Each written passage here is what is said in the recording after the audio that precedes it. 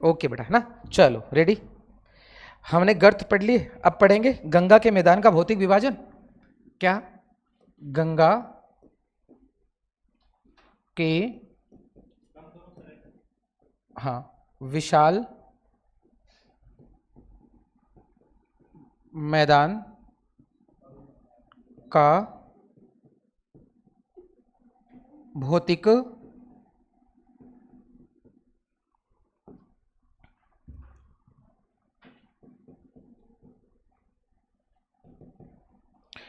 गंगा के विशाल मैदान का भौतिक विभाजन, है ना, ये पढ़ेंगे। भौतिक विभाजन के संदर्भ में पढ़े तो ध्यान से सुने। इसके भौतिक विभाजन में हम लोग बात करेंगे, तीन तो मेन है। सबसे पहला भाग पढ़ेंगे भाबर, दूसरा पढ़ेंगे तराई, तीसरा पढ़ेंगे जलोढ़ मैदान, और चौथा यदि पढ़ लें तो अपन पढ़ सकते हैं डेल्टा। ये चार भौतिक प्रदेश है। इन चार भौतिक प्रदेशों को आप लोगों को भी इसको क्या करना है, बनाना है। ठीक है, तो बनाते हैं चार भौतिक प्रदेश। चलिए,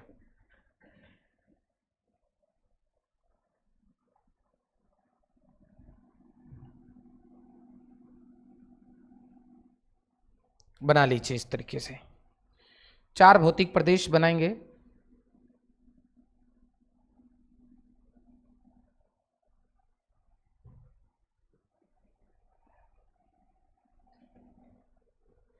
ऐसे बना लो, ठीक है। फिर बात करते हैं इसके संदर्भ में। चार भौतिक प्रदेशों के संदर्भ में बात करेंगे तो इस टाइप से बात करेंगे।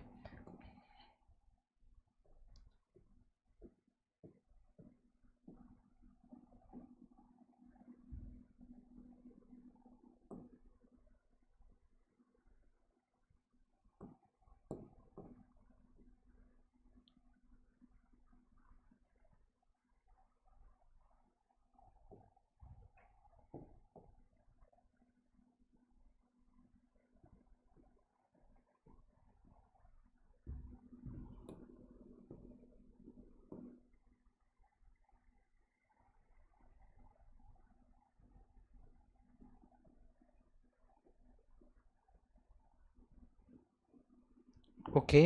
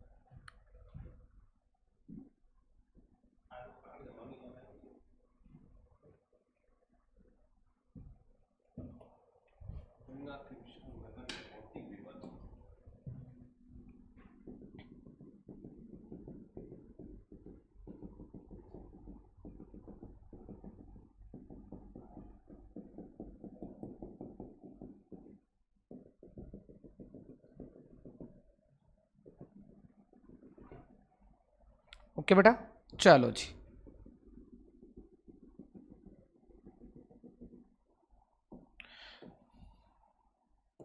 अब हम लोग पढ़ते हैं इसका, इसको ध्यान से सुने, इस तरीके से इसको बना लीजिएगा।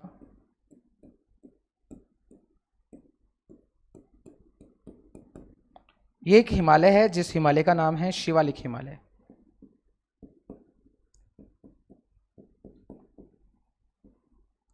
कौन सा हिमालय है? शिवालिक हिमालय। ठीक है बेटा, शिवालिक हिमालय। फिर क्या होता है शिवालिक हिमालय पे, ध्यान से सुने, यहां पर ये भाग है गिरिपदीय भाग। कौन सा भाग है? गिरिपदीय भाग। और इस गिरिपदीय भाग पर क्या होगा, इस तरीके से जमाव होगा। किसका जमाव होगा? तो ध्यान से सुने, इस तरीके से कंकड़ पत्थर का गोल गोल गुटिकाओं का क्या हो जाएगा, जमा हो जाएगा। ठीक है, और ऐसे गोल गोल गुटिकाओं के जमाव को ध्यान से सुने मेरी बात को। ऐसे गोल गोल गुटिकाओं के जमाव हो जाएगा, इसके अंदर से नदी प्रवाहित होगी। तो ऐसे गोल गोल गुटिकाओं के जमाव को क्या कहा जाता है? भाबर कहा जाता है। एक तो ये पढ़ना है। ऐसे गोल गोल गुटिकाओं के जमाव को और क्या कहा जाता है? जलोढ़ पंख कहा जाता है। ऐसे गोल गोल गुटिकाओं के निर्माण को हम लोग कहते हैं जलोढ़ शंकु कहते हैं। बताओ ये बात समझ आई कि नहीं आई? और ये हमने जो भौतिक प्रदेश लिया है ये बेटा जी है 1 नंबर का भौतिक प्रदेश गंगा के मैदान का। सबसे पहले नदी इस प्रकार की आकृति बनाती है। फिर क्या होता है, ध्यान से सुने। नदी आगे बढ़ेगी और कुछ ऐसा भूभाग बनाएगी जहां नदी एक बार क्या हो जाएगी? लुप्त नदी प्रकट हो जाएगी। लुप्त नदी क्या होगी? प्रकट होगी।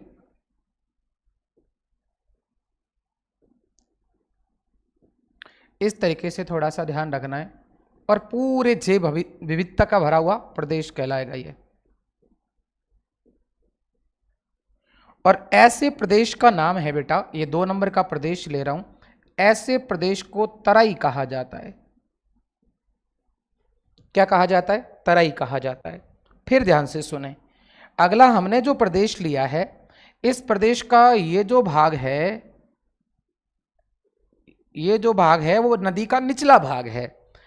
तो पूरे इस बेल्ट का नाम अगर मैं कहूं तो इस पूरे बेल्ट का नाम, ध्यान से सुने मेरी बात को, इस पूरे बेल्ट का नाम है जलोढ़ मैदान। और ये जलोढ़ मैदान 2 प्रकार का होता है। ये जलोढ़ मैदान 2 प्रकार का होता है। एक का नाम कहलाएगा खादर और एक का नाम कहलाएगा बेटा बांगर।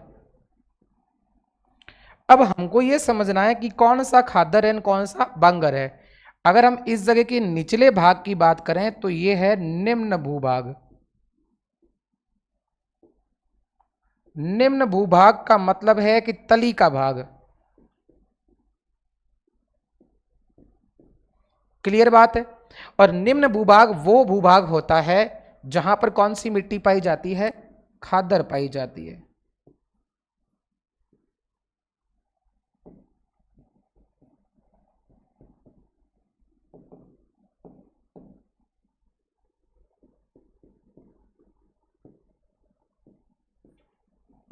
कौन सी मिट्टी पाई जाती है बेटा? खादर पाई जाती है। क्लियर बात है? समझना आराम से, अपन कोई जल्दीबाजी नहीं है। अब इसके 2 भाग है। एक तो नदी जहां पे चल रही है वो नीचे भाग है, तली वाला भाग है, और एक ऊपर किनारे वाला भाग है। तो किनारे वाला भाग क्या कहलाएगा बेटा? ऊंचा है ना। किनारे वाला भाग जैसे मान लीजिए ये है, ये किनारे का भाग है, और ये कौन सा भाग हो जाएगा? उच्च भू भाग होगा। ठीक है, मतलब ये कौन सा है? किनारा वाला भाग है, तली वाला नहीं है। और ऐसे को कहते हैं बांगर। क्लियर बात है? समझ में आ गई बात? ये पूरा का पूरा दोनों क्या कहलाएगा? जलोढ़ मैदान। एक का नाम क्या है? खादर, तो दूसरी का नाम क्या है? बांगर। बांगर है वो ऊंचा भाग है, खादर है वो निचला भाग है। फिर ध्यान से सुनिएगा, कभी नदी इस तरीके से अगला रास्ता खुद ही तैयार कर देगी। समय के साथ में नदी का रास्ता चेंज हो गया और नदी ने अपना रास्ता ये तय कर लिया, और यहाँ जब जल में क्या हो गया? जल में क्या हो गया? कटाव हो गया, अलग हो गया। तो इसको कहते हैं गोखुर झील। फिर नदी आगे बढ़ी और नदी ने आगे बढ़ के अपने मुहाने पर, ये नदी का क्या कहलाता है? मुहाना। अपने मुहाने पर क्या किया? लाए गए अवसाद जमा किए।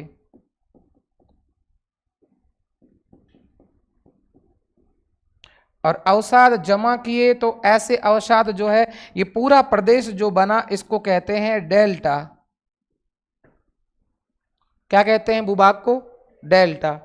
ये नदी का कौन सा स्थान है बेटा? ये ध्यान रखना, ये नदी का उद्गम स्थान है। तो ये नदी इस तरीके से उद्गम से लेकर मुहाने तक ऐसी आकृतियां बनाती और भी बहुत सारी आकृतियां बनती। मैंने तो जनरली आपको आकृतियां बताई है। जलोढ़ मैदान के दोनों तरफ यदि कोई तट बनेंगे ना, और तट पर मिट्टी बार बार नदी ला ला के जमा कर देगी, तट बंध जाएंगे। इसलिए ऐसे मैदानों को तटबंध का मैदान भी कहा जाता है। क्या कहा जाता है? इस टाइप से क्या होगा, ध्यान से सुने। नदी क्या करेगी, ये लो, येलो ले लेता हूं मैं इसका कलर। नदी क्या करेगी, इस टाइप से इसके ऊपर बंद लगा देगी, और ऐसे बंद को क्या कहा जाता है? तटबंध कहा जाता है।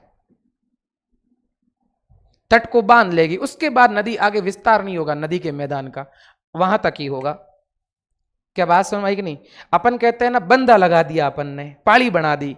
तो ये जो पाड़ी बनती है ना तट की लास्ट वाली, जैसे नदी ये चल रही है, ठीक है, ये चल रही है तली वाले भाग पर, तो इधर कौन होगी? खादर। इधर थोड़ी और कौन होगी?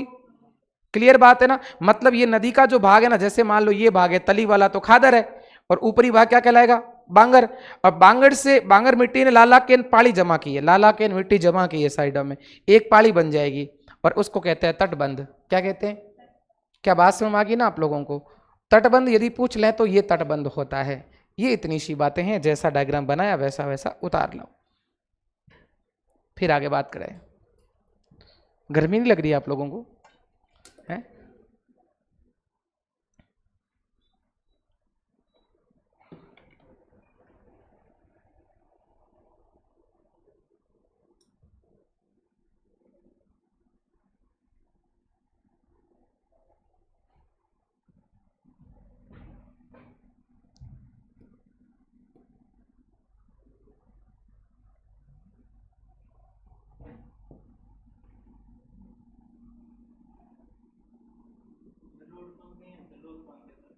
जलोढ़ है, जलोढ़ नहीं होता, जलोढ़ होता है, ठीक है। कहाँ? ये जलुख लिखा हुआ है ना, तो लो,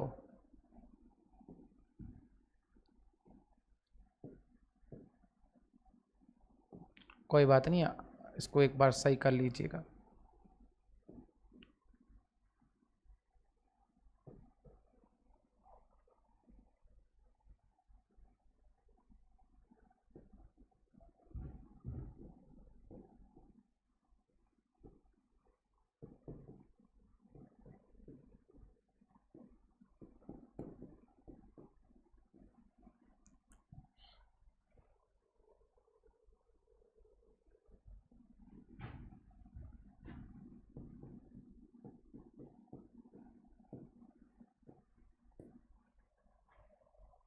ठीक है, और इधर मैंने ये भी आप अलग से बना लेना, जलोढ़ मैदान। इस जलोढ़ मैदान के ऐसे दो पार्ट कर लेना, दो पार्ट करने के बाद में एक का नाम लिख देना निम्न, एक का लिख देना उच्च। फिर उसके बाद में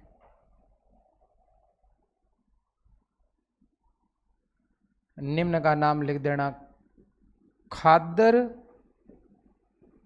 और उच्च का नाम लिख देना बांगर। ठीक है, ये बना लेना आप लोग।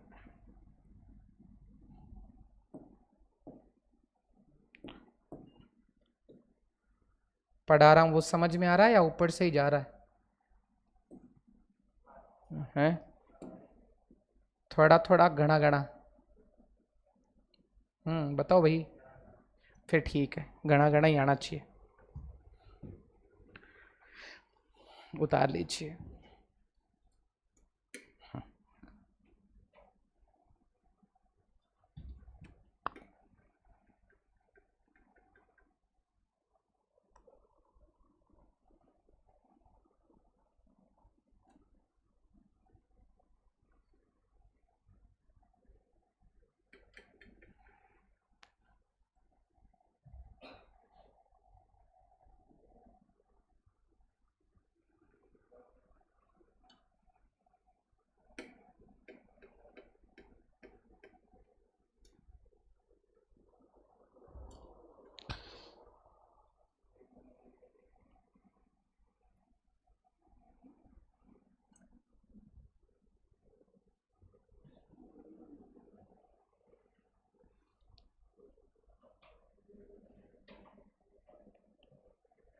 फिर एक नंबर हेडिंग कौन सी लगाएंगे आप लोग? भाबर। तो हेडिंग लगा दो भाबर।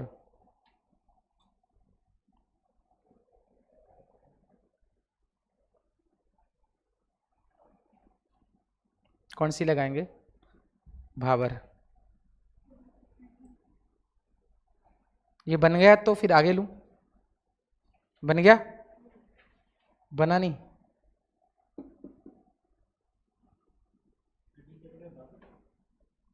हम्म।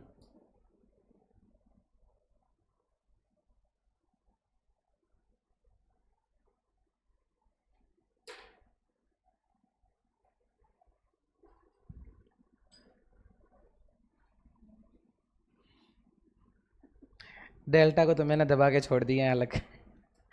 चलिए नंबर 1 लगाइए। ओके बेटा, चलो इतना टाइम नहीं लगाते हैं ना। चलो नंबर 1 लगाइए, भौतिक विभाजन जो पढ़ रहे हैं अपन गंगा के मैदान का, तो नंबर 1 लगा दो। नंबर 1 हेडिंग जो रहेगी उसका नाम है भाबर। पहला भौतिक प्रदेश है जिसका नाम भाबर है। इसके अंदर क्या लिखोगे कि शिवालिक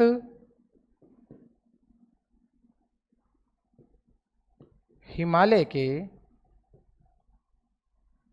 कौन से हिमालय के? शिवालिक। आराम से लिखिए, शिवालिक हिमालय के गिरिपदीय या पर्वतपदीय, कई जगह पदेन भी लिखा हुआ होता है, ठीक है,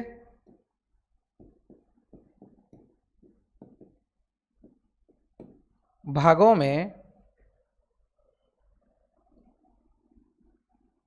गिरिपदीय पर्वतपदीय भागों में 8 से 16 किलोमीटर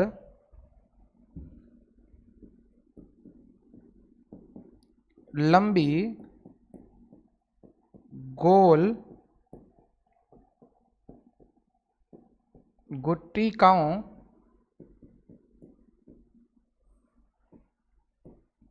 का निक्षेप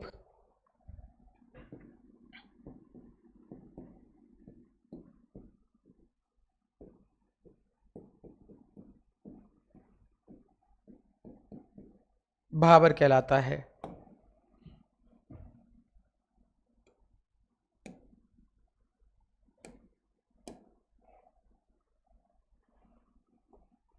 ओके, आराम से उतार लो, कोई दिक्कत नहीं है। गोल गोल गुट्टिकाओं का निक्षेप भाबर कहलाता है। और यह सिंधु से तीस्ता नदियों के मध्य पाया जाता है।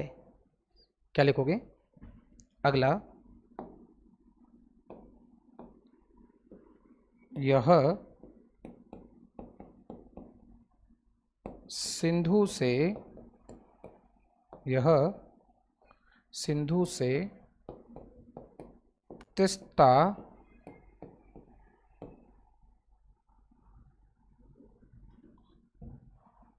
सिंधु व लिख देना, सिंधु व तीस्ता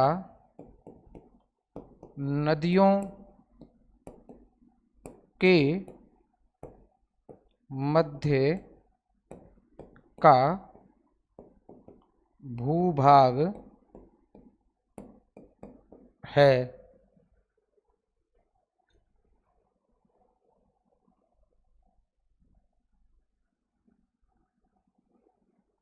लिख लिया? ओके, अगली लाइन क्या है पता है? अगली लाइन है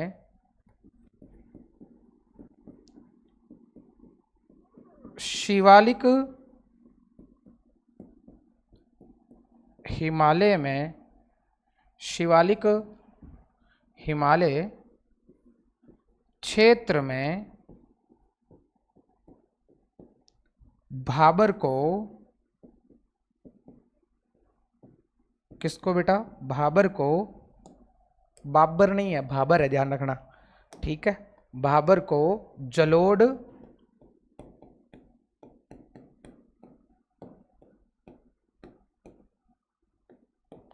पंख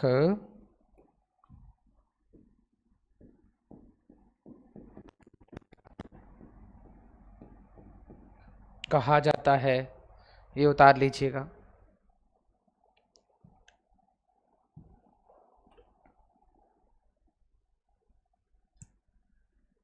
लिख लिया? अगला देखिएगा,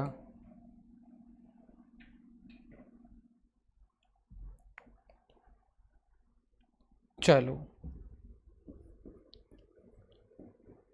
भाबर बड़ी नदियों के द्वारा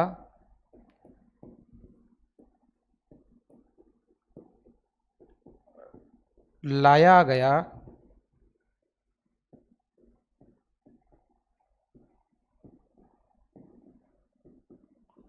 बड़ा निक्षेप है।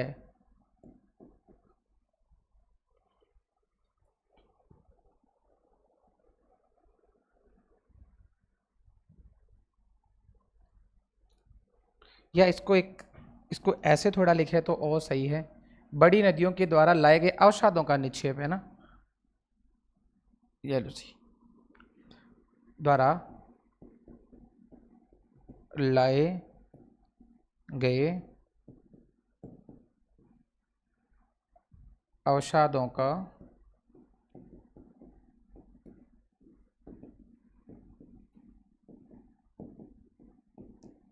बड़ा निक्षेप है। उतार लो।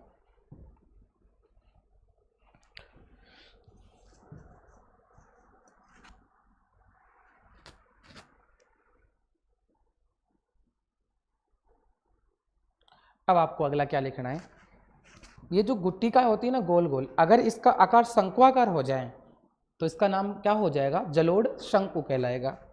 तो अगला क्या लिखेंगे इसका, ध्यान से सुने, मतलब ये है कि इसी के साथ ही लिखना है, जलोढ़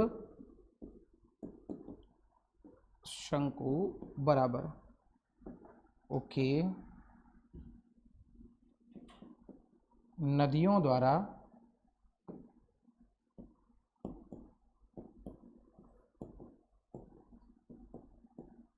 लाए गए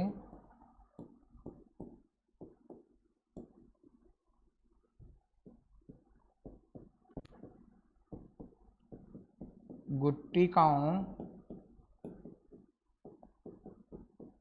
अवसादों छोटे कंकड़ों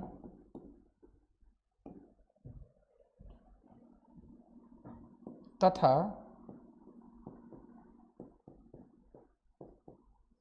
मिट्टियों का शंक्वाकार निक्षेप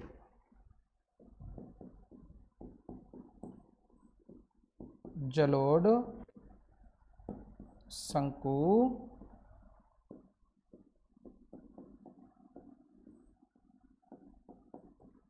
कहलाता है।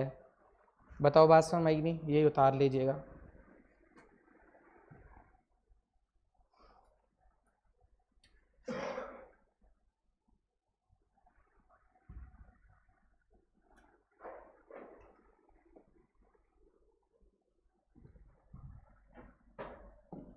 अब इसके ऊपर एक और बात करते हैं, बड़ी खास बात है इसकी भी। वो क्या बात है, ध्यान से सुने। यस, छोटी छोटी जो नदियां होती है, वो छोटी छोटी नदियां अपने साथ छोटे छोटे कंकड़ लाएगी, छोटे छोटे पत्थर लाएगी, बजरी लाएगी, मिट्टी का ढेर लाएगी, और इन छोटे कंकड़ पत्थर मिट्टी के ढेर उसके नीचे से प्रवाहित होगी, इसके अंदर से प्रवाहित होगी, तो वो नदी एक बार क्या हो जाएगी, अदृश्य हो जाती है, अर्थात नदी लुप्त हो जाती है। तो नदी जहां लुप्त होती है उस स्थान का नाम भाबर है, लेकिन लुप्त नदी पुनः उत्पन्न होती है उसका नाम तराई है। यस, लिखिएगा, भले ही नोट लगा के लिख लीजिए आप।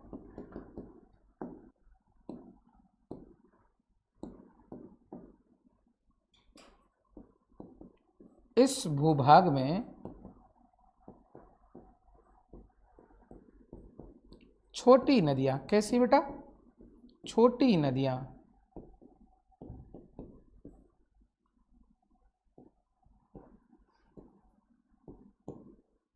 छोटी नदियां कंकड़, पत्थर तथा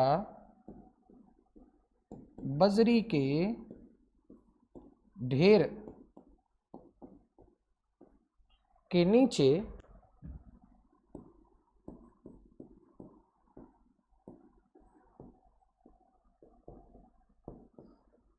प्रवाहित होकर अदृश्य या अदृश्य या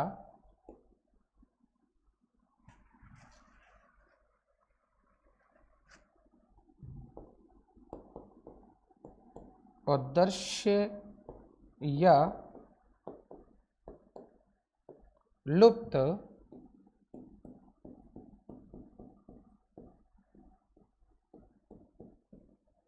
हो जाती है।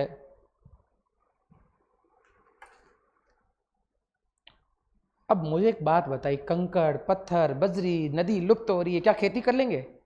कृषि योग्य अनुपयोगी क्षेत्र है, उपयोगी नहीं है, अनुपयोगी, ध्यान रखना, गलत मत लिखना टिंगरो। क्या लिखोगे?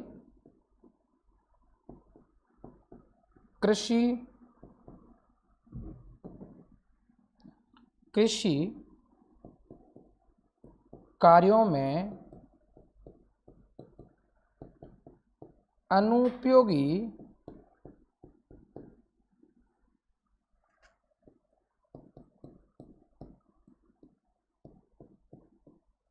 क्षेत्र है भैया, ध्यान रखना। खेती नहीं कर सकते यहाँ पे। हाँ, हो सकता खेती करते ही हड़ चला जाए उस नदी में, लुप्त नदी वाले क्षेत्र में। हो गया भाबर, आगे बात समझ में? ठीक है। जलोढ़ पंख कहाँ कहा जाता है? जलोढ़ पंख कहते हैं शिवालिक हिमालय में। और शिवालिक हिमालय का कौन सा भाग? पदेन भाग। अच्छा, इसकी लंबाई चौड़ाई कितनी है? कई जगह 8 से 10 लिखा हुआ, कई जगह 8 से 16 लिखा हुआ। तो एनसीईआरटी की बुक्स में 8 से 16 लिखा हुआ, तो अपन ठीक है, ओके है अभी, ठीक है, उससे कोई फर्क नहीं पड़ता। अब वहाँ पे वैसे कोई लिखना नहीं होता है हो सकता है कोई डेफिनेशन पूछ ले तो 8 से 10 भी गलत नहीं है, ठीक है, कोई मीटर लेके किसी ने मापा नहीं, एवरेज है, ठीक है। नदियाँ वगैरह, मैदान वगैरह एवरेज ही होता है बेटा अगर किसी ने मतलब 8 से 9 लिखवा दिया, 8.5 लिखवा दिया, तो भी कोई फर्क नहीं पड़ता ठीक है। हाँ, अनुमानित होता है। तो बताओ भाबर समझ में आया कि नहीं आया? उतार लीजिए। अगली तराई,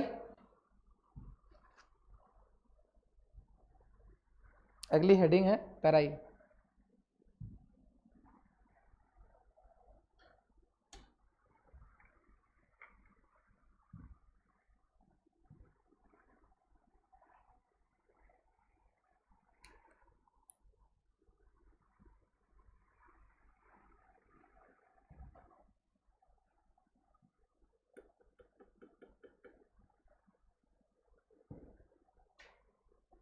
ले लूं क्या नेक्स्ट? बोलो टाब्रो, ले लूं? पक्का हो गया बेटा? चलो,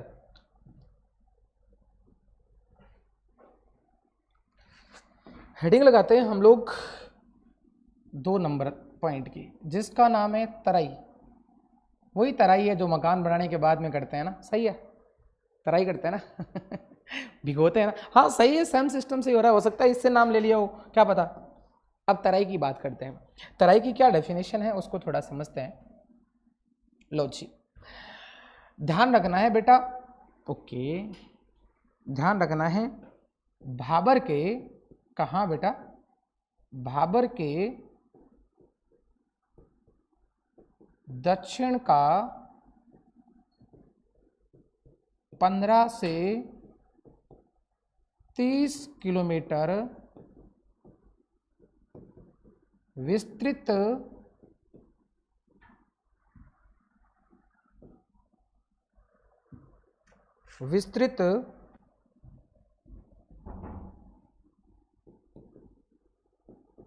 भूभाग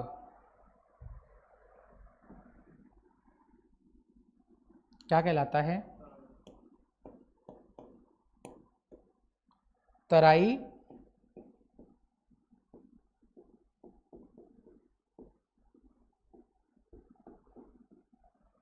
कहलाता है, ठीक है। और तराई के उत्तर में कौन है? भाबर है। वापिस लाइन लिख सकते हैं, तराई के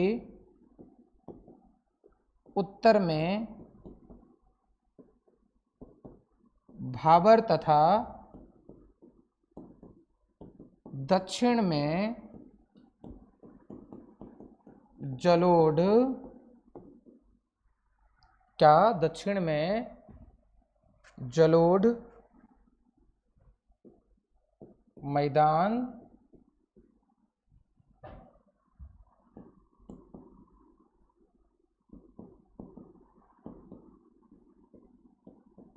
स्थित है। अगली बात देखिएगा, लिख दिया। विस्तार कितना है? वो उसका 8 से 16, इसका 15 से 30। समझ पा रहे हैं मेरी बात को? अच्छा, इसका निर्माण लिखिए।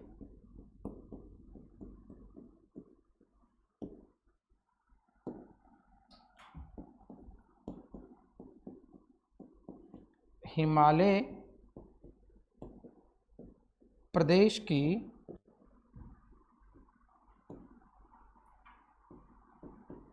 नदियों द्वारा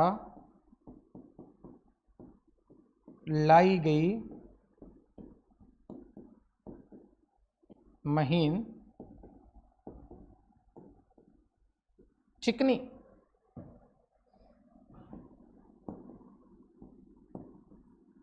कंकड़ वाली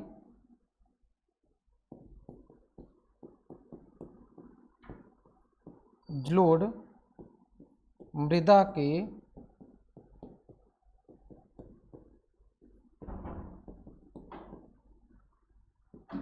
निक्षेप से। उतार लीजिएगा।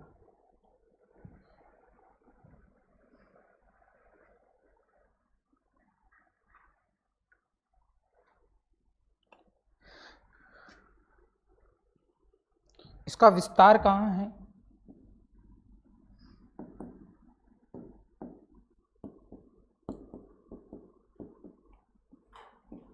पता है विस्तार कहाँ है? पूर्वोत्तर राज्यों में। मुख्यतः क्या लिखोगे?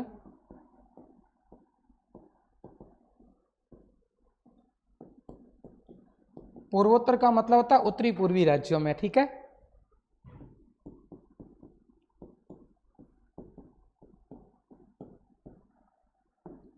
अच्छा, इसकी खास इंपॉर्टेंस क्या पता है?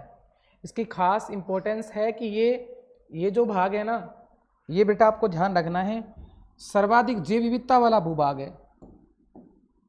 यह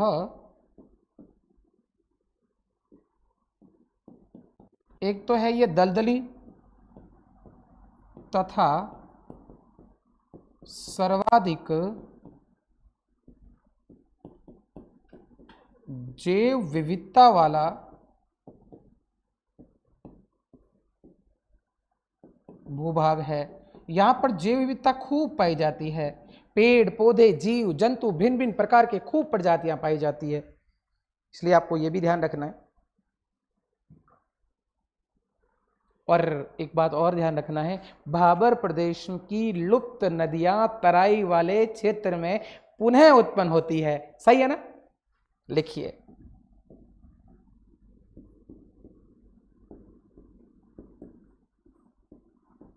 भाबर प्रदेश में लुप्त नदियां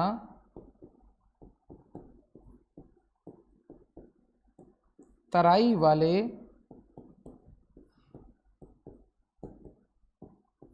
प्रदेश में पुनः उत्पन्न होती है।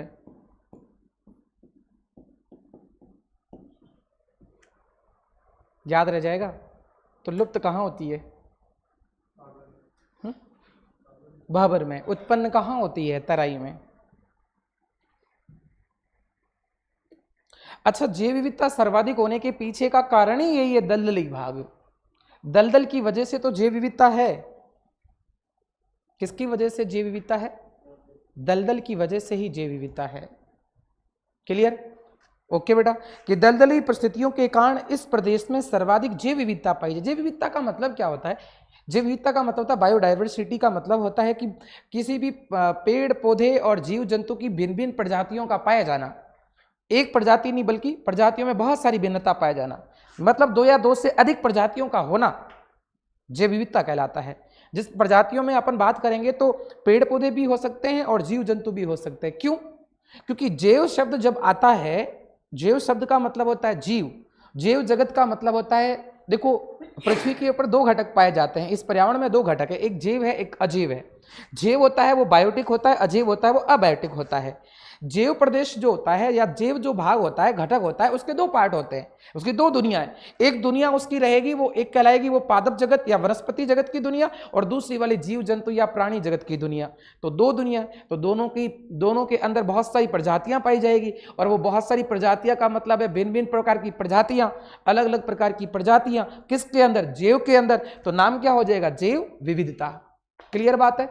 ओके, उतारो फिर आगे बढ़ते हैं। फिर अगला पॉइंट होगा हमारा, उसका नाम है जलोढ़ मैदान। और जलोढ़ मैदान के दो भाग पड़ेंगे, खादर और बांगर।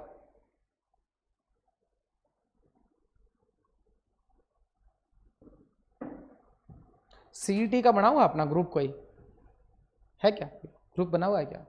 नहीं है, चलो कोई बात नहीं, ग्रुप में नहीं डालेंगे। ये पीडीएफ में हमेशा शेयर करता हूं, यदि दोबारा जरूरत पड़ जाए ना, है ग्रुप में तो नहीं डालूंगा, जो बैठे हैं ना घर पे उसको नहीं मिलेगी। है जो किस्तों पे चल रहे हैं ना ये 10 एक जने, तो उनको नहीं मिलेगी। चलो मैं भेज दूंगा, ठीक है। ग्रुप में तो नहीं भेजूंगा, यहाँ किसी को शेयर कर दूंगा, अगर जरूरत पड़े तो उसको वापस ले लेना, आराम से बैठ के उसको डायग्राम के साथ उतार सकते हो, कोई दिक्कत वाली बात नहीं है। बट आप लोगों को समझना बहुत जरूरी है, और साथ साथ में ये चीज़ें उतारनी भी है। ऐसा नहीं कि हाँ सर निगम में बैठ जाओ, ठीक है आप भेज दोगे ना, ऐसे काम नहीं चलेगा। ठीक है, चलो जी, मस्त होके पढ़ना है, बढ़िया से पढ़ना है, ठीक है। पढ़ा रहा हूँ, समझ में आ रहा है? ऊपर से ही जा रहा है? आ रहा है, कोई बात नहीं। भौतिक भूगोल है, ये तो सिंपल है बेचारी, है ही कुछ नहीं, है ना। चलो क्या पढ़ रहे हैं, अगला भाग लेते हैं। अगले भाग का नाम क्या है? 3 नंबर का पॉइंट है। कितने नंबर का? 3 नंबर का। नाम क्या है बेटा जी? जलोढ़ मैदान। जलोढ़ मैदान, ठीक है। क्या नाम है? जलोढ़ मैदान। जलोढ़ मैदान जो है वो क्या होता है? जलोढ़ मैदान का मतलब होता है बेटा नदियों के द्वारा लाई गई मिट्टी से, नदियों के द्वारा लाई गई जलोढ़ मिट्टी से निर्मित मैदान क्या कहलाता है? जलोढ़ मैदान। सिंपल कॉन्सेप्ट है। तो लिखिएगा, क्या लिखोगे?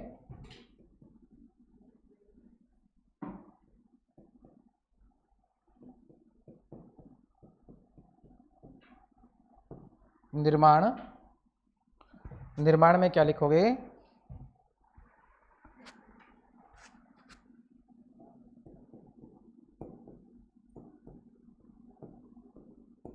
नदियों के द्वारा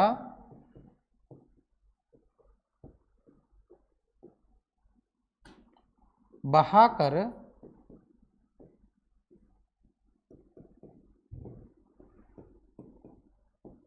लाई गई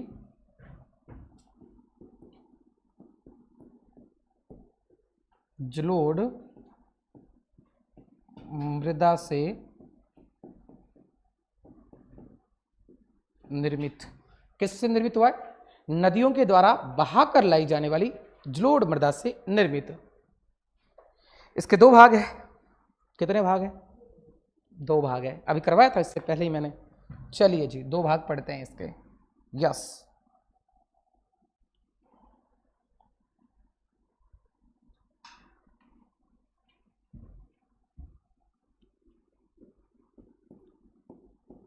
इसके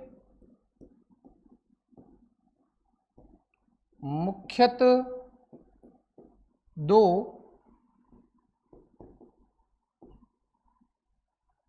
भूभाग है, या इसे मुख्य रूप से 2 भूभागों में बांटा गया है, एक ही बात है।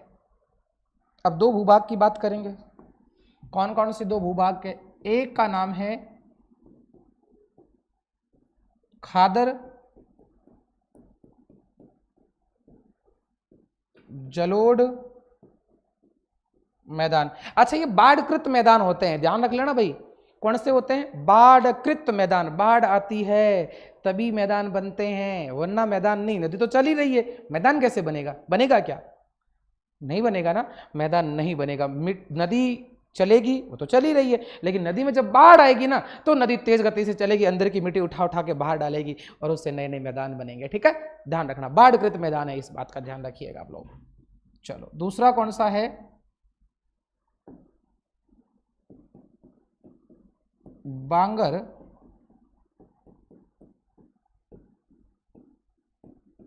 जलोढ़ मैदान। ठीक है, उतार लीजिएगा, फिर आगे बढ़ते हैं। तो इसके कितने भाग पढ़े थे अपन ने? 2। तो नंबर 1 लिख ले। कौन सा लिखे पहले?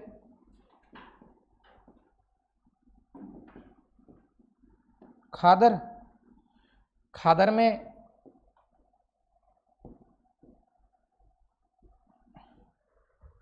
ट्रिक लगा दे।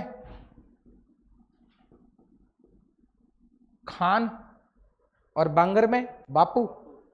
ठीक है, इधर ध्यान रख लेना, इधर लगेगा खान और इधर कौन सा लगेगा? बापू। खान बापू। ठीक है, चलो जी, ओके।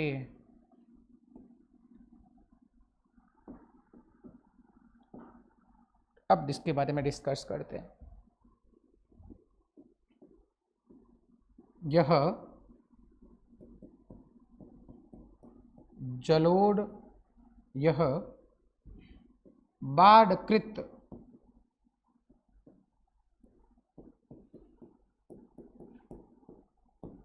जलोढ़ मैदान का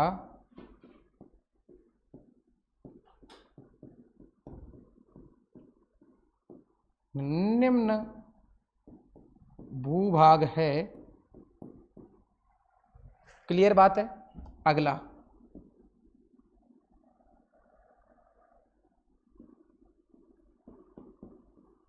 यहां नदियां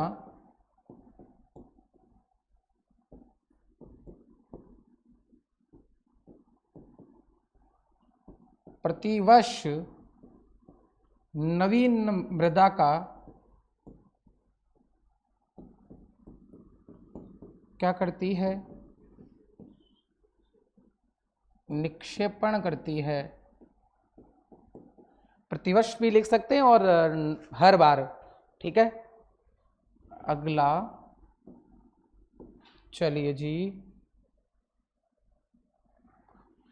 फिर क्या होगा?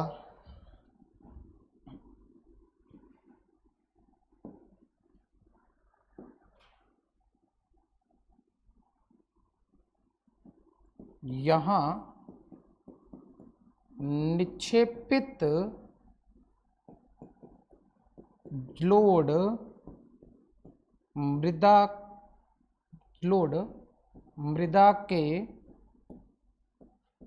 कण अत्यंत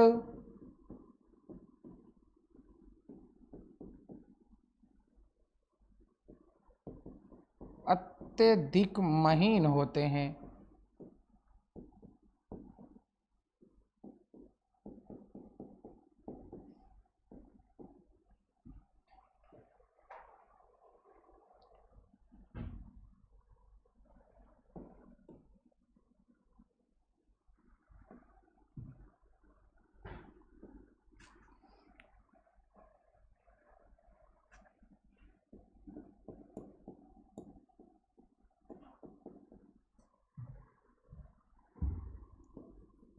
अगला क्या लिखेंगे? ये अपेक्षाकृत सर्वाधिक उपजाऊ भूभाग है। यह अपेक्षाकृत किससे? बांगर। किसकी अपेक्षा? बांगर की अपेक्षाकृत।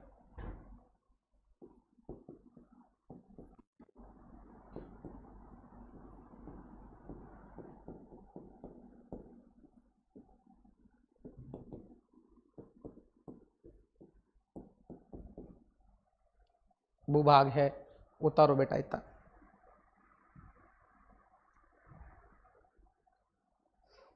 यहां सर्वाधिक कृषि उत्पादकता पाई जाती है।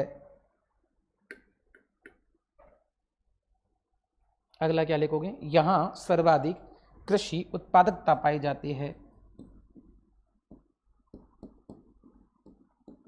यहां सर्वाधिक कृषि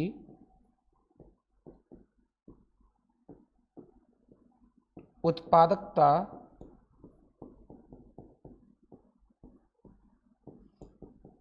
पाई जाती है। और क्या होगा सुनिएगा, कौन कौन से राज्यों में इसका विस्तार है, जरूर ध्यान रखना है। उत्तर प्रदेश, बिहार, पश्चिमी बंगाल। क्या क्या नाम है? उत्तर प्रदेश, बिहार, पश्चिमी बंगाल लिखना है इसके अंदर। और उत्तर प्रदेश का भी कौन सा भाग पता है? पूर्वी उत्तर प्रदेश। तो क्या लिखेंगे? विस्तार।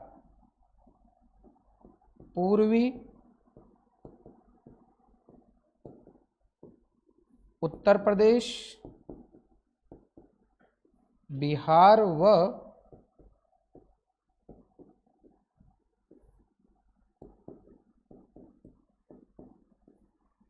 पश्चिमी बंगाल। उतार लो।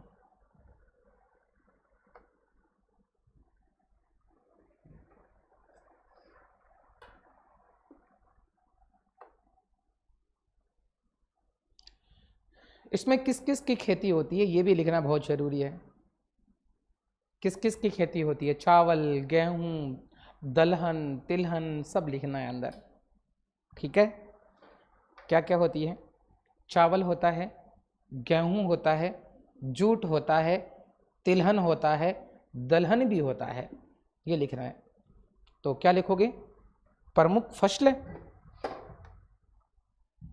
क्या लिखेंगे आप लोग? प्रमुख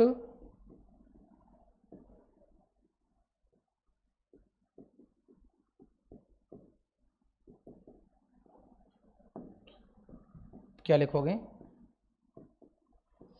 चावल, गेहूं,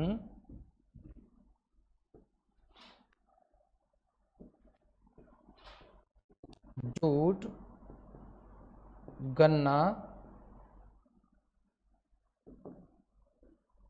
व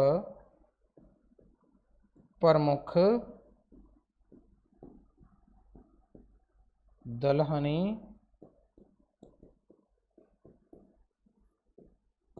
फसलें आदि। तिलहन भी होता है तो चाहो तो इसका नाम तिलहन का भी डाल दे सकते हो आप। तिलहन भी होता है तो तिलहन का भी डाल दो। हो सकता है तिलहन नाराज हो जाए कि हमारा नाम क्यों नहीं डाला, है ना? तो क्या लिखोगे? ये कर दिया शेड तिलहन।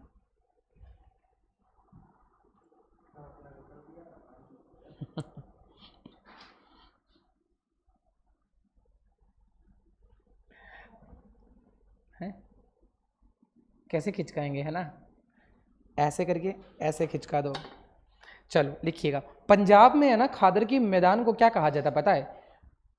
बैट कहा जाता है। बैट, वही, ऐसा नहीं है, नाम है उसका बैट। ठीक है? क्या लिखेंगे आप लोग बेटा?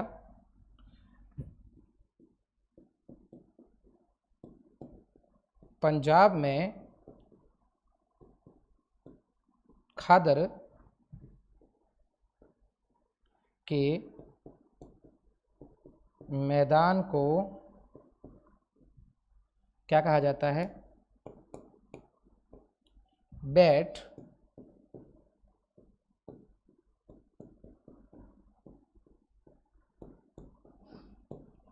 बैट कहा जाता है।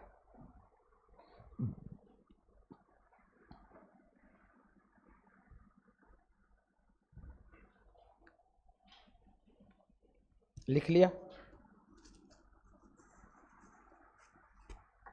अब ये खादर तो हमारा पूरा हो चुका है।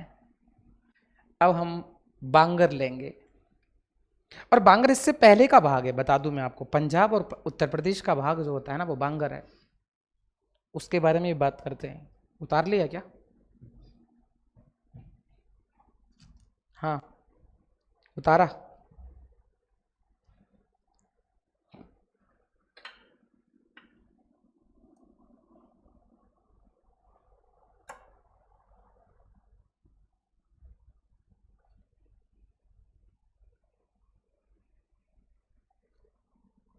बस ये सैम इसका थोड़ा थोड़ा उल्टा लिखना है, एक दो लाइनों को छोड़ के। ऐसा उल्टा मत लिखना कि इधर से स्टार्ट कर दो, हैं भाग भू निम्न का मैदान ना।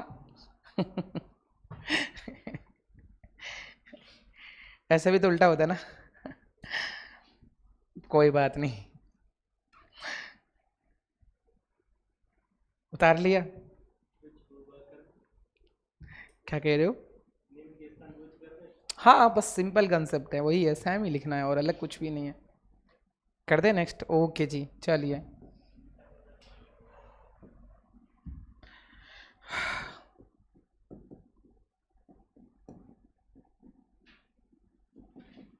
बांगर और बांगर में ध्यान से सुनिएगा।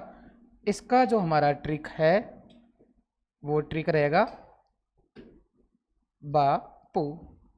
ओके, और उत्पत्ति के संदर्भ में बात करें या सीधा अगर बात कर लें इसके संदर्भ में कि ये जलोढ़ मैदान का, बाढ़कृत जलोढ़ मैदान का उच्च भूभाग है, क्या लिखोगे?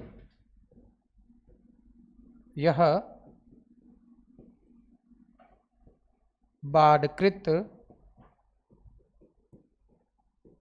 जलोढ़ मैदान का उच्च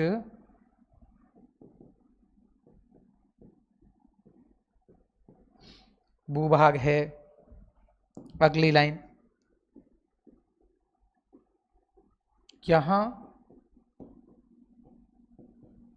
प्रतिवर्ष नवीन मृदा का निक्षेपण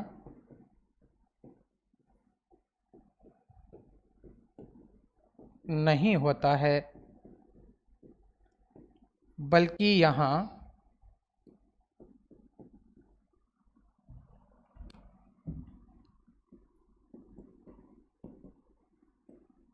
बाढ़कृत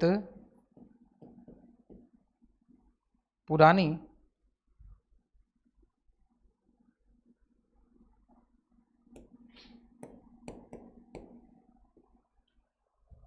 ठीक है,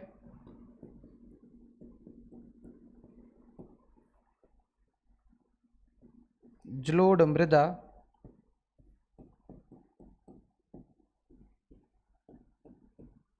पाई जाती है।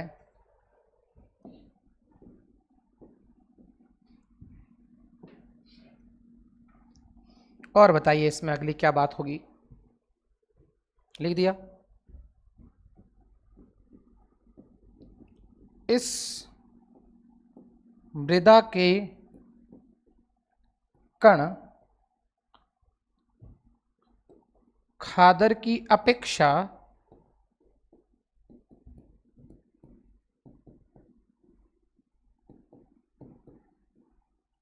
क्या होते हैं? बड़े व मध्यम आकार के होते हैं।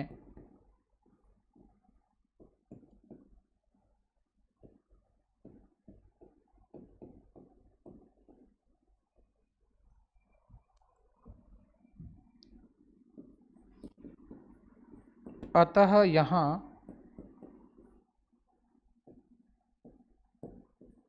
कंकड़ पत्थर का निक्षेपण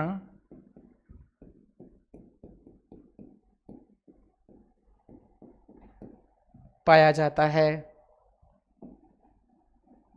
यस, अगली बात ध्यान से सुने।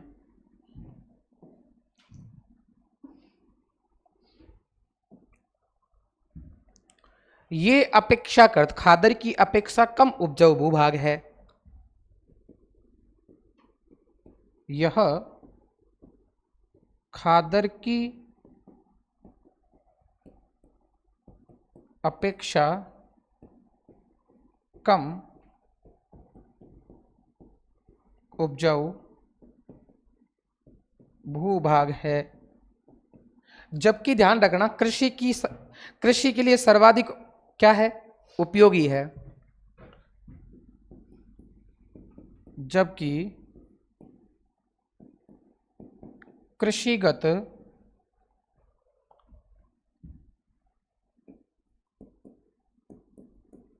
कार्यों के लिए अत्यधिक उपयोगी है।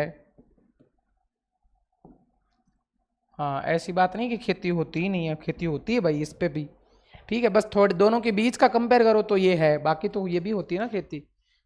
चलो जी, अगला देखिएगा।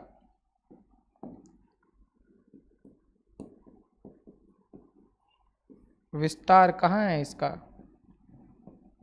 पंजाब व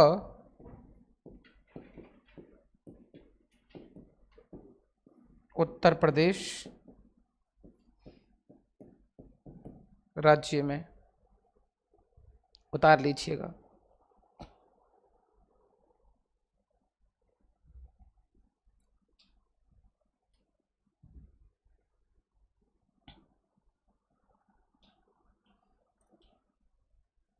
और ये शुष्क प्रदेशों में क्या होती है? शुष्क प्रदेशों में इसमें लवणता और क्षारीयता के उत्फूलन होते हैं, और जिसको क्या कहा जाता है? कल्लर कहा जाता है। क्या कहा जाता है बेटा? ये आपको ध्यान रखना, रेह या कल्लर कहा जाता है। तो यहाँ पे है ना, ऐसे सीधा नाम भी डाल देते हैं, रेह या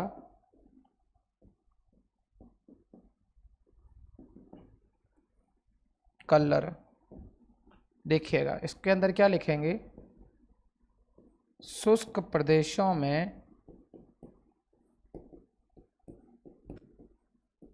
यहाँ, या शुष्क ऋतु में, देखो शुष्क प्रदेशों में यहाँ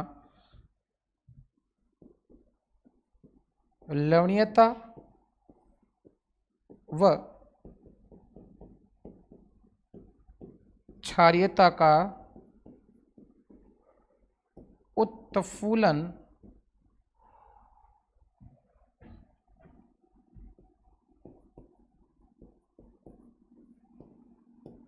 देखने को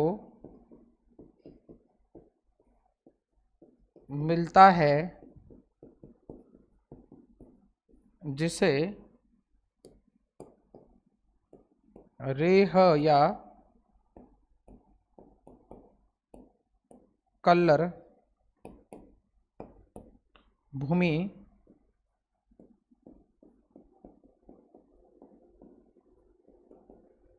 कहा जाता है।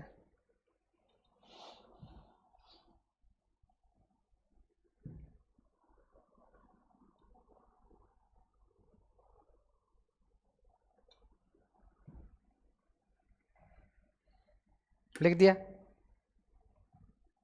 एक शब्द और लिखेंगे, उसका नाम है भूड़। क्या नाम है? धूड़ नहीं है, भूड़। क्या लिखेंगे? भूड़। और इसका मतलब क्या होता है वो पढ़ते हैं अपन थोड़ा। शब्द लिख देता हूं मैं, भू और ड। ध्यान रखना, बूंद मत लिखना।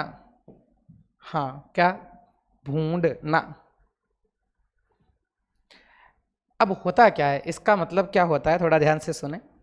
ऊपरी गंगा के मैदान में क्या होता है? ऊपरी गंगा के मैदान में सर्वाधिक वर्षा होती है, और सर्वाधिक वर्षा होती तो मतलब अपन ऐसा भी कह सकते हैं कि ऊपरी गंगा के मैदान में नदियों के द्वारा सर्वाधिक अपर्दन कर दिया जाता है।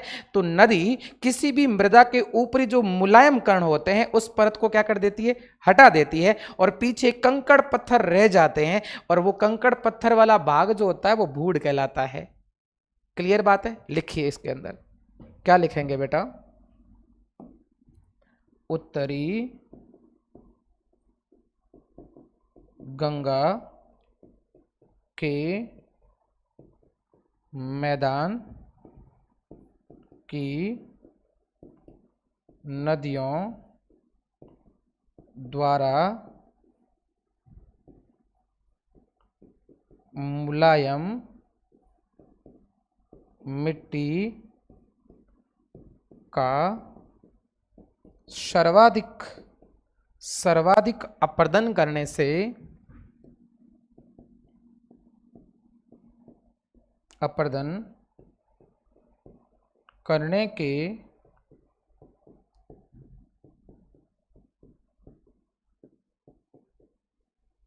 परिणाम स्वरूप इस भूभाग पर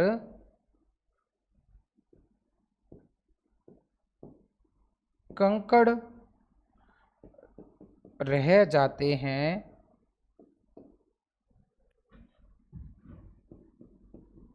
जिसे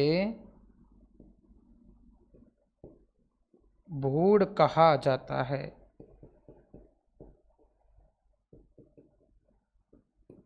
क्या कहा जाता है? भूड़। तो पीछे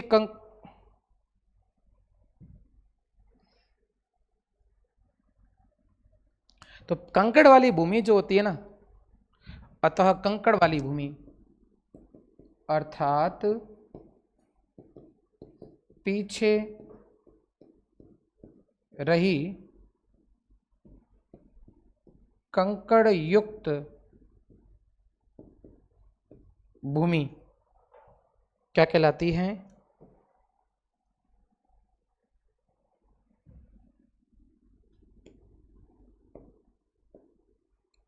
भूड़ कहलाती है। ठीक है भाई, मुलायम मिट्टी तो ऊपर से चिकनी चिकनी मिट्टी तो हट गई नदी के द्वारा, और पीछे क्या रह गए? कंकड़ पत्थर। तो कंकड़ पत्थर वाली मिट्टी क्या कहलाएगी? वो भूमि कहलाएगी। कंकड़ पत्थर से युक्त भूमि भूड़ कहलाती है।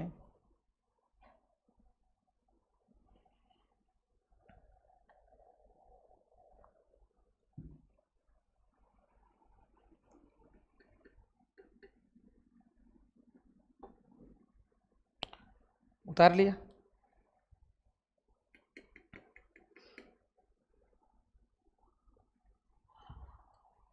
दिखा नहीं क्या? दिख रहा है? उतार लो बेटा, कोई बात नहीं। अब अपन पढ़ेंगे डेल्टा मैदान, और एक ब्रह्मपुत्र मैदान बाकी रह गया है। पता आपको? निम्न मैदान को ब्रह्मपुत्र मैदान कहा जाता है। कितना समय हो गया? और मैं कितने बजे आया?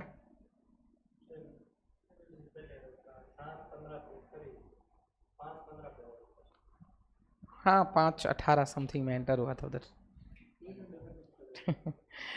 चलिए जी, हाँ बच तो गई है। उतार लो। क्या ये उतारोगे? डेल्टा मैदान।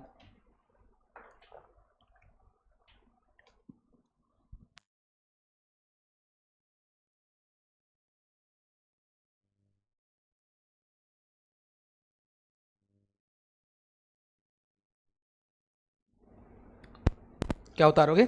डेल्टा मैदान। उतार लीजिए बेटा।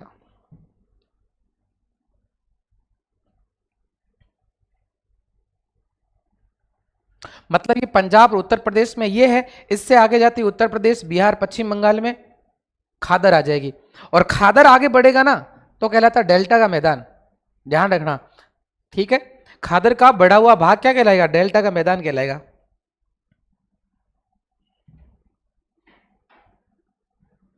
यस। अगला क्या लिखोगे?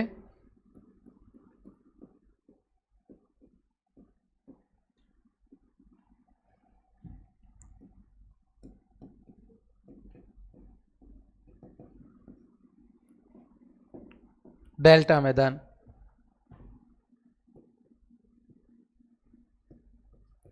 खादर मैदान का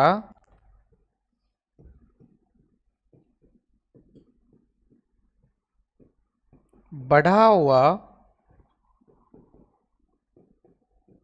भूभाग डेल्टा मैदान कहा जाता है, या डेल्टा मैदान कहलाता है। डेल्टा मैदान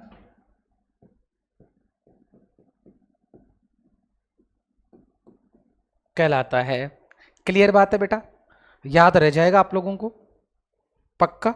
चलो फिर अगला क्या लिखोगे, इसका विस्तार कहाँ है, तो क्या लिखोगे, विस्तार बराबर, क्या कह रहे हो, हाँ लास्ट खादर का ही मैदान है। जलोढ़ मैदान में लास्ट मैदान जो है वो खादर का है, क्योंकि खादर आगे तक बढ़ा हुआ, तली का निचला भाग है ना, इसलिए। क्या लिखोगे बेटा यहाँ पे, विस्तार के संदर्भ में करें तो क्या लिखोगे, पश्चिमी बंगाल में। मुख्य रूप से कहाँ है इसका विस्तार,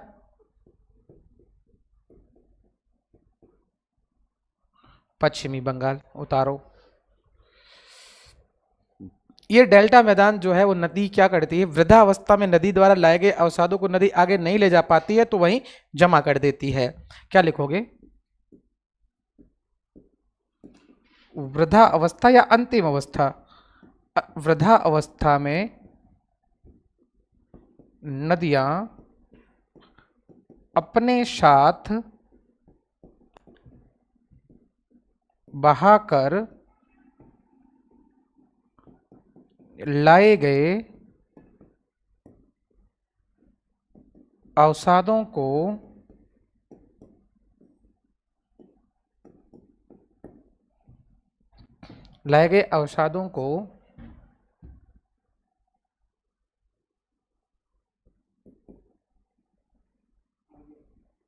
बहाकर नहीं ले जा पाती है, इसलिए नदियां अपने मुहाने से पूर्व, मुहाने पर लिख दे से, मुहाने पर अवसादों को जमा कर देती है, जिससे जिसके परिणाम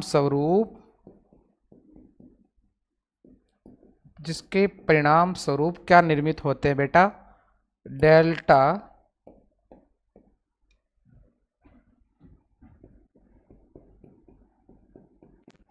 निर्मित होते हैं। ये बात आप लोगों को ध्यान रखनी बेटा।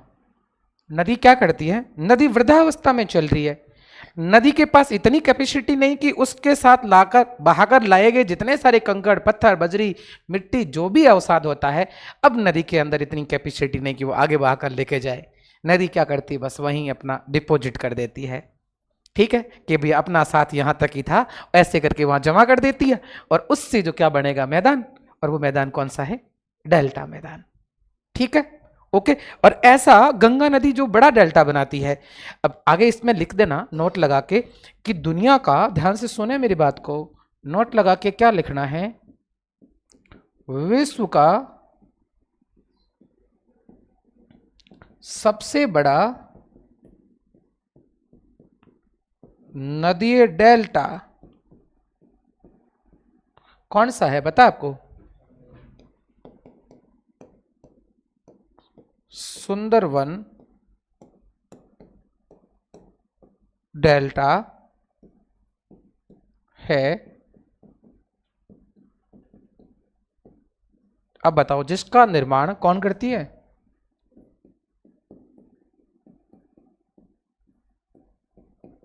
गंगा, कोष्ठ में लिखूंगा पद्मा, व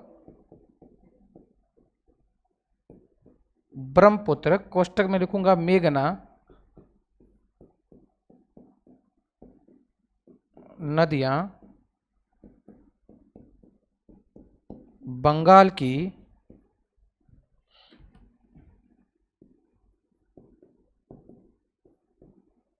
खाड़ी में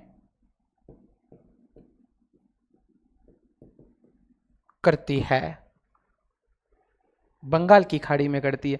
और वो सुंदरवन नाम क्यों पड़ा पता है? यहां सर्वाधिक सुंदरी वृक्ष पाए जाने के कारण। सुंदरवन क्यों? यहां सर्वाधिक सुंदरी वृक्ष पाए जाते हैं। आपको वैसे सुंदरी वृक्ष का मतलब क्या, फूल ऐसे लगे हुए हैं क्या? ना, फूल वूल कुछ नहीं, ऐसी बात नहीं है, उसके आधार पे नहीं है। मतलब क्या है कि दलदली भूभाग पर कुछ ऐसे वन होते हैं जिनकी जड़ें नहीं जल को लेती, बल्कि टहनियां जो होती है वो क्या करती है, उनकी जो है जड़ों के माध्यम से जल को क्या करती है, ऐसे गहरे और अपन कह सकते हैं लवणीय जल को सोखती है। और ऐसे वनों को कहते हैं सुंदरी वन, दलदली वन, अनूप वन, वेलांचली वन, ये इनके नाम है। क्लियर बात है बेटा? आगे पढ़ेंगे वनों के प्रकारों में, तो ये सब के इसी के नाम है। लवणीय वन भी कहते हैं, कच्छ के रण में ऐसे पाए जाते हैं, अंडमान निकोबार में भी ऐसे पाए जाते हैं। तो सुंदरी वृक्ष ज्यादा होने के कारण इसका नाम क्या रख दिया गया? सुंदरवन, है ना? हाँ, सुंदर वन की प्रधानता के कारण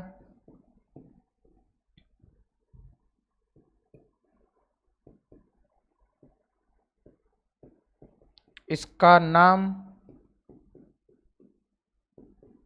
क्या रख दिया गया? सुंदरवन डेल्टा रख दिया गया। उतार लो।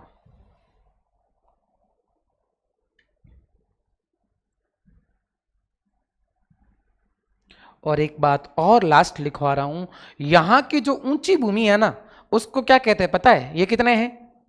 4। तो वहां की ऊंची भूमि को 4 कहते हैं। पंजाब में ऐसी भूमि को बैठ कहते हैं। अभी लिखवाया था मैंने बैठ, याद है?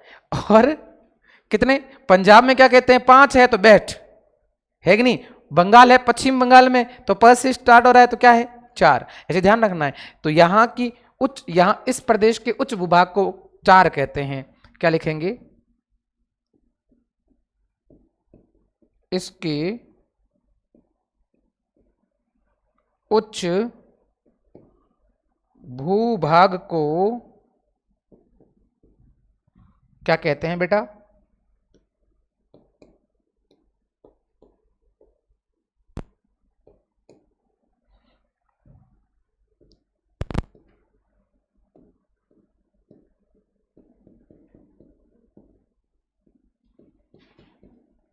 चार कहा जाता है। तो बेटा जी ये डेल्टा मैदान कंप्लीट हो चुका है आप लोगों का, इतना ही है।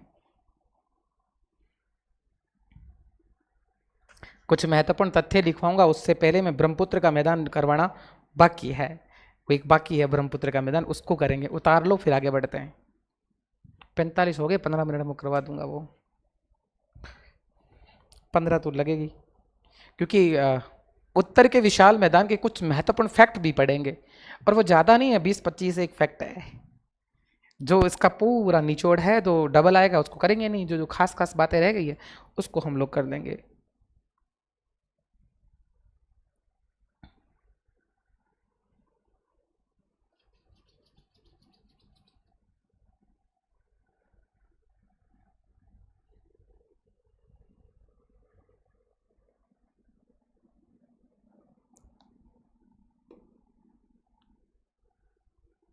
हो गया?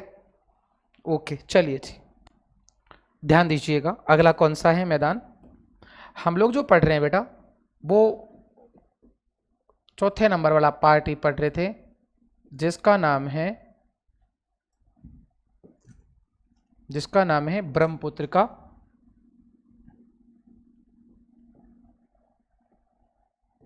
मैदान। पहले हमने राजस्थान का जो मैदान पढ़ा, राजस्थान मैदान के बाद कौन सा मैदान पढ़ा? सतलज का मैदान। सतलज के मैदान के बाद में हमने पढ़ा गंगा का मैदान। और ये तो हो गए 3, और चौथा है ये वाला। कौन कौन से 3 पढ़े पता है आपको? इससे पहले वाले, इससे पहले यदि मैं बात करूं तो मैंने कहा मैदान के संदर्भ में अगर बात करें तो मैंने मैदान में आप लोगों को क्या क्या करवाया? पहला आपको करवाया राजस्थान का मैदान, यस एंड नो, राजस्थान का मैदान। दूसरा मैंने कौन सा करवाया बेटा आपको, सतलज का मैदान। और अभी हमारा हाल ही में कंप्लीट कौन सा हुआ बेटा बताइए, गंगा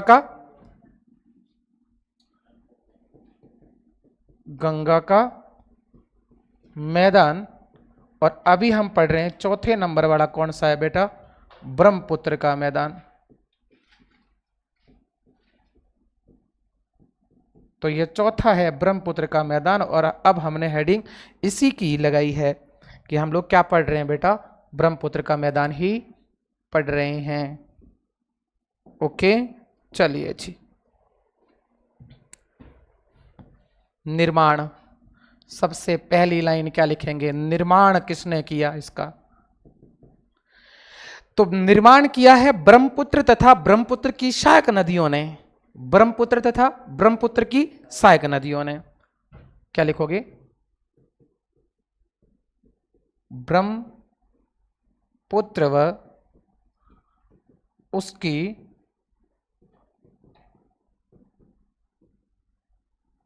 सहायक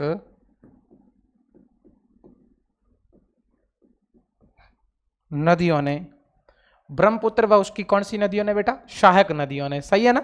ओके, याद होना चाहिए बेटा, इसका विस्तार पढ़ना पड़ेगा।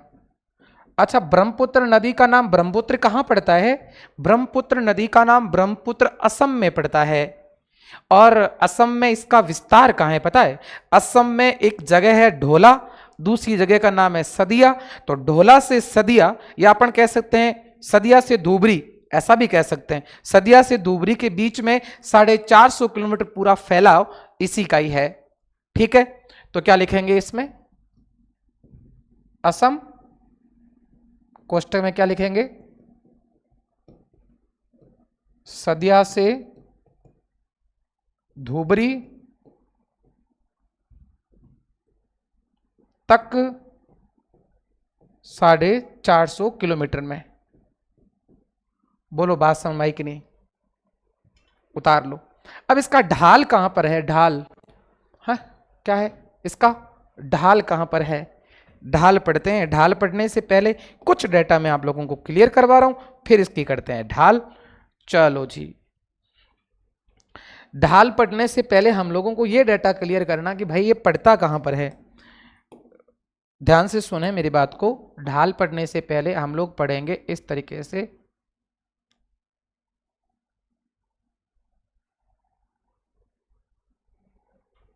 ये लो जी, ढाल पढ़ने से पहले हम लोग पढ़ेंगे इस तरीके से इसको, यस,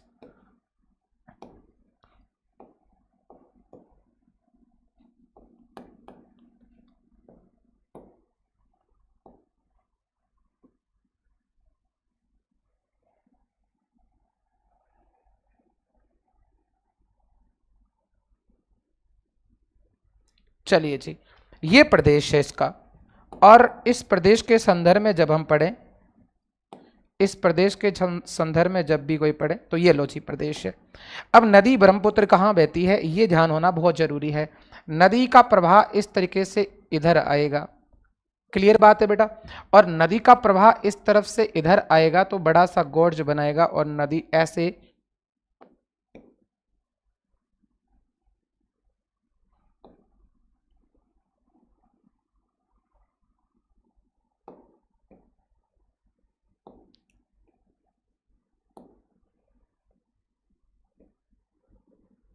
ये है। और नदी का बहाव हमने जो पढ़ा है, ये वाला जो पूरा का पूरा नदी का बहाव है। और ये नदी का बहाव जिस जगह ज्यादा है वो नदी का बहाव कौन सी जगह है, इस जगह इस नदी का नाम। अच्छा, ब्रह्मपुत्र नदी का नाम अलग अलग जगहों पे अलग अलग है। ब्रह्मपुत्र नदी जब यहां से शुरू होती है तो सांगपो के नाम से होती है, लो जी, तिब्बत में उसको सांगपो कहते हैं। और जैसे ही भारत में प्रवेश करती है इसका नाम दिहांग हो जाता है। किस जगह, अरुणाचल प्रदेश में। और अरुणाचल प्रदेश से ये आगे बढ़ेगी तो जैसे आ गई कहां पर, असम में। असम में जैसे ही आएगी इसका नाम ब्रह्मपुत्र हो जाएगा। ये कह रही कि मैं ब्रह्मपुत्र नाम से जानी जाऊंगी, और इसको असम का शौक भी कहते हैं। क्यों? क्योंकि पूरे असम में बाढ़ लाने का काम यदि कोई नदी करती है तो ये वाली करती है। और जैसे ही आगे जाएगी, पता आपको, ऐसे करके आगे जब जाएगी ना नदी, मान लीजिएगा इस तरीके से नदी जो है, माने माने ध्यान दीजिएगा, इधर से नदी इधर गई और नदी गई, और जब ये नदी इधर आ जाएगी, कहां पर नदी, ये जब बांग्लादेश में आ जाएगी तो इसका नाम अलग हो जाएगा। जैसे ही बांग्लादेश में आएगी, इसका नाम जमुना हो जाएगा। और जमुना होने के बाद नदी, ध्यान से सुने मेरी बात को, जब इसके बाद में नदी जब आगे बढ़ेगी, कहां पर ये डेल्टा बनाएगी, इसके साथ गंगा मिल जाएगी इस तरीके से, ठीक है। जैसे ही गंगा मिलेगी, गंगा और इनका संगम बनेगा, और संगम बनेगा तो आपको बता दूं जानकारी के लिए, इसके साथ में एक नदी और साथ में ऐड होगी, नदी और ऐड होगी, और वो नदी ऐड होती है इसके साथ में, तो वो होती है नदी किस नाम से? वो नदी होगी इसके साथ में मेघना के नाम से। किसके नाम से? मेघना के नाम से। तो इसके आगे जाते इस नदी का नाम मेघना हो जाएगा। क्या हो जाएगा बेटा? मेघना हो जाएगा। इस तरीके से आप लोगों को ध्यान रखना है। यहां पर क्या नाम होगा इसका? बांग्लादेश में इसका नाम क्या हो जाएगा बेटा? बांग्लादेश में इसका नाम जमुना हो जाएगा। और जैसे ही बंगाल की खाड़ी में गिरेगी, बे ऑफ बंगाल में गिरेगी, तो इसका नाम क्या हो जाएगा? मेघना हो जाएगा। पता नहीं कितने नाम चेंज किए इसने। तिब्बत में सांगपो, अरुणाचल प्रदेश में दिहांग, असम में गई तो ब्रह्मपुत्र, बांग्लादेश में गई तो जमुना, बंगाल की खाड़ी में गिरी तो मेघना। लो जी। और इसने कहा कि मैं मेघना हूं, तो ये गंगा आ रही है ना, गंगा, तो गंगा ने कहा तू मेघना है तो क्या हुआ? तो मैं भी तो दूसरी हूं। मैं कौन हूं? मैं पद्मा हूं। इधर से पद्मा आएगा, इधर मेघा आएगा, दोनों मिलेंगे, आगे जाके सुंदरवन डेल्टा बना देंगे। क्लियर बात है? कोई सिंपल कंसेप्ट ही है। तो ये आपको कॉन्सेप्ट ध्यान रखना है आप लोगों को। यदि ये कॉन्सेप्ट आपको समझ में आए तो फिर आगे बढ़ते हैं। इसका मतलब इसका विस्तार कहां पर है बताइए मुझे? असम में इसका विस्तार है। क्लियर बात है? अब इसकी ढाल पढ़ते हैं। मेन आती है बात ढाल पे। ढाल कहां है इसकी? चलिए जी, इसकी क्या पढ़ते हैं? ढाल। मैं यहां लिखता हूं इसकी ढाल। क्या लिखता हूं? इसकी ढाल। इसकी ढाल स्टार्ट होती है उत्तर पूर्व से, बताइए मुझे, दक्षिण पश्चिम की ओर। सही है ना? ढाल कहां से होती? उत्तर पूर्व से दक्षिण पश्चिम की ओर। तो क्या लिखोगे ढाल में बेटा? सुनिएगा, ढाल में क्या लिखोगे?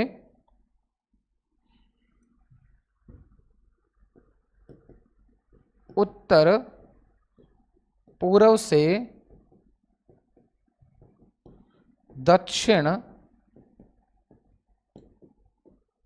पश्चिम की और यस,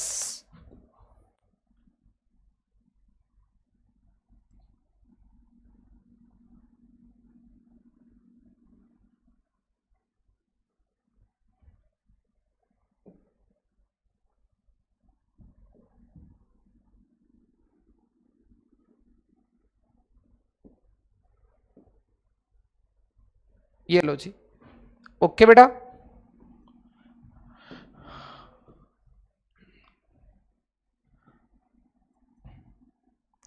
ये अपनी ढाल कंप्लीट हो गई है, तो इसको थोड़ा समझना है। ये हमारी ढाल कंप्लीट हो चुकी है। ओके, इस दिहांग नदी का थोड़ा और कुछ करते हैं जुगाड़। ये लो जी, दिहांग को कर लेते हैं इधर, इसको कहते हैं हो जा भाई छोटी। ओके,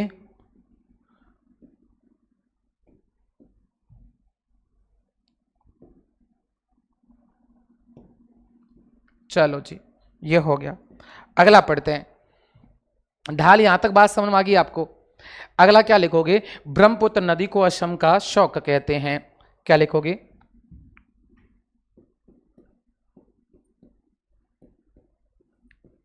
ब्रह्मपुत्र नदी को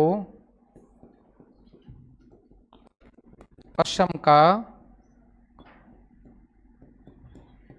शौक कहते हैं।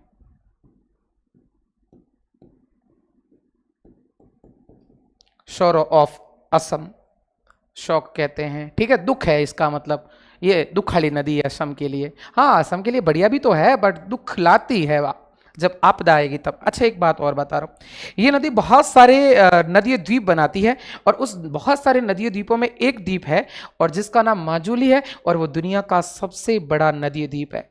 ठीक है, क्या लिखोगे? यह नदी असम के, एक और ध्यान रखना, ये मैदानी भाग में कहां प्रवेश करती है? असम में ही करती है। असम के मैदानी भागों में बहुत सारे नदियां द्वीपों का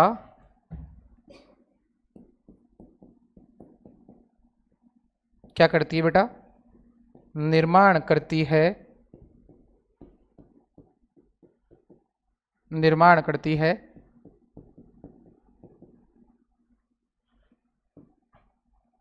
क्या करती है? निर्माण करती है।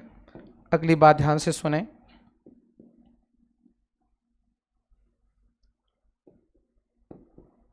विश्व का सबसे बड़ा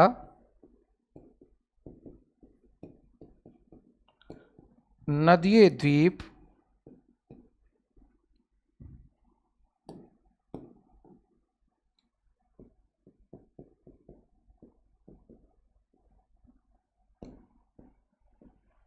माजुली द्वीप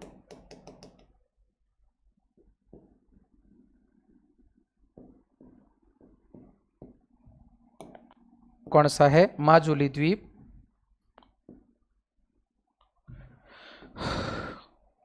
कौन सा द्वीप है बेटा? माजुली द्वीप ब्रह्मपुत्र नदी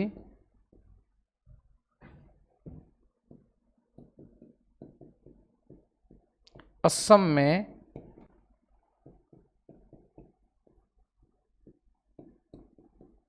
बनाती है। किस जगह बनाती है बेटा? असम में बनाती है।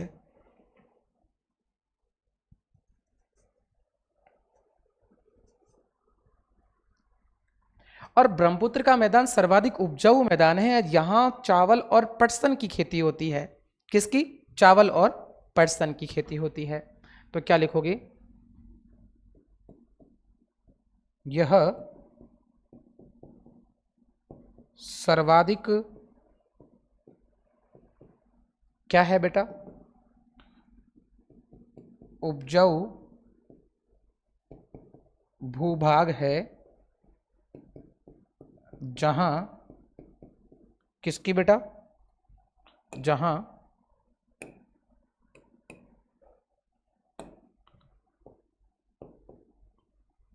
जहां चावल व पटसन, जिसको जूट कहा जाता है, खेती होती है।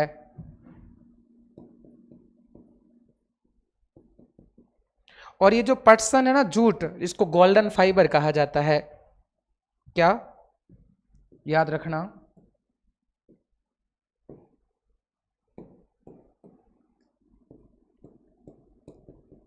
पटसन इट मीन्स जूट को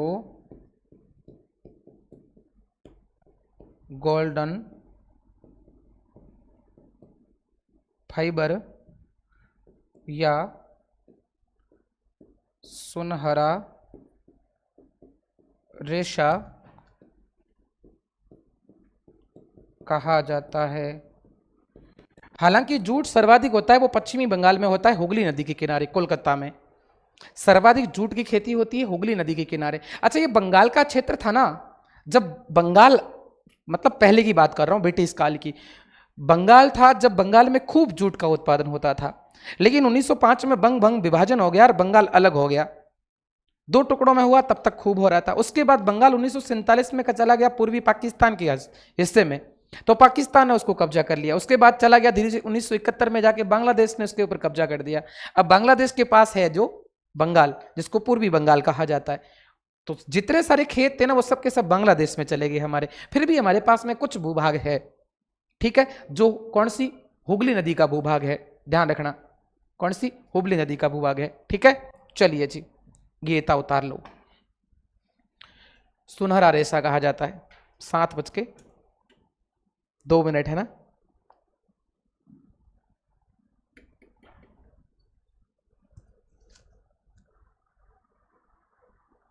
तो भाई ये ब्रह्मपुत्र का मैदान कंप्लीट हो चुका आपका, इतना ही है, ठीक है।